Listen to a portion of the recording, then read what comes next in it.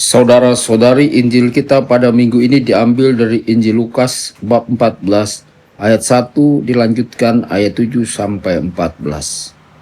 Pada suatu hari Sabat, Yesus datang ke rumah salah seorang pemimpin dari orang-orang Farisi untuk makan di situ. Semua yang hadir mengamat-amati dia dengan seksama. Melihat tamu-tamu berusaha menduduki tempat-tempat kehormatan, Yesus selalu mengatakan perumpamaan ini. Kalau engkau diundang ke pesta perkawinan, janganlah duduk di tempat kehormatan, sebab mungkin orang itu telah mengundang seseorang yang lebih terhormat daripada engkau. Supaya orang itu yang mengundang engkau dan dia jangan datang dan berkata kepadamu, berikanlah tempat ini kepada orang itu. Lalu dengan malu engkau harus pergi pindah ke tempat yang paling rendah.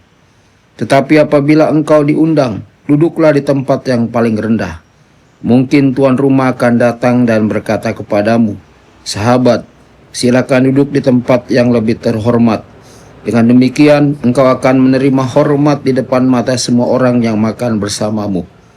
Sebab siapa saja yang meninggikan diri akan direndahkan, dan siapa saja yang merendahkan diri akan ditinggikan. Lalu Yesus berkata juga kepada orang yang mengundang dia, apabila engkau mengadakan perjamuan siang atau perjamuan malam, janganlah engkau mengundang sahabat-sahabatmu, saudara-saudaramu, kaum keluargamu, atau tetangga-tetanggamu yang kaya, karena mereka akan membalasnya dengan mengundang engkau pula, dan dengan demikian engkau mendapat balasnya. Tetapi apabila engkau mengadakan perjamuan, undanglah orang-orang miskin, cacat, lumpuh, dan buta. Engkau akan berbahagia karena mereka tidak mempunyai apa-apa untuk membalas engkau. Sebab engkau akan mendapat balasnya pada hari kebangkitan orang-orang benar. Demikianlah sabda Tuhan, terpujilah Kristus.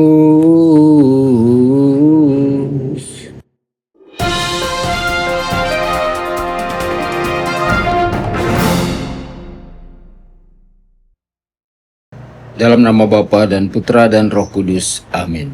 Saudara dan saudari terkasih dimanapun Anda berada, jumpa lagi dengan saya Romo Tedens dalam saluran Warta Kabar Sukacita. Semoga Anda semua dimanapun berada senantiasa dalam keadaan sehat dan bahagia.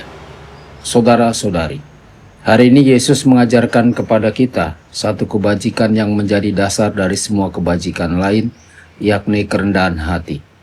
Dalam Injil kita mendengarkan bagaimana Yesus mengamati orang-orang Farisi yang berebut tempat terhormat di perjamuan. Mereka ingin terlihat lebih penting, lebih dihormati, dan lebih unggul. Tapi Yesus membalik logika dunia. Barang siapa meninggikan diri akan direndahkan, dan barang siapa merendahkan diri akan ditinggikan. Apa artinya ini bagi kita umat Katolik di masa kini? Kita hidup di zaman media sosial, di mana banyak orang berlomba-lomba membagikan pencapaian, pujian, dan kehidupan yang tampak sempurna. Namun di balik layar, seringkali ada rasa tidak aman, kecemasan, dan rasa tidak cukup. Yesus hari ini mengajak kita untuk berhenti membandingkan diri kita dengan orang lain dan belajar menempatkan diri kita secara jujur dan sederhana.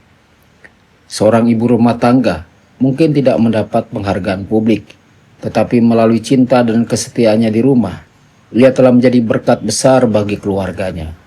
Seorang petugas kebersihan mungkin tidak dikenal, tapi kerjanya menjaga kebersihan sekolah atau gereja adalah wujud pelayanan yang berharga di mata Tuhan.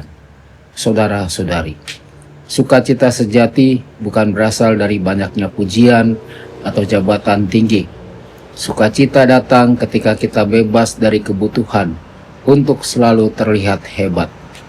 Fulton Sheen berkata, orang yang rendah hati pasti penuh sukacita, karena di mana tidak ada kesombongan, tidak ada keegoisan, dan tanpa keegoisan tidak ada beban. Pernahkah saudara bertemu seseorang yang sederhana, tidak banyak bicara tentang diri sendiri, tetapi kehadirannya membawa damai? Itu adalah buah dari kerendahan hati, dan itulah yang membawa kita ke dalam sukacita yang tulus, bukan yang dibuat-buat.